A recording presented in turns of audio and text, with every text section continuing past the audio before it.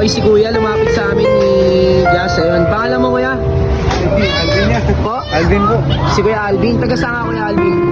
Hindi ko taga dito yan. Naipasa lang po. Napasya lang kayo. So, ano pinagkakabalan ni Alvin? Ito lang yan. Nagtitinda ng otap. Okay, so saan mo ba inaango yung otap? Tagayta yan. Nakakipis na rin. Tagaytay. So, taga-Randing kayo. Hindi. Binigyan na ako. Pinupunta ako. Kumbaga parang hinahango nyo lang, no? Okay, magkano yung ganyan? Ha? 150 ang? Yung isa lang.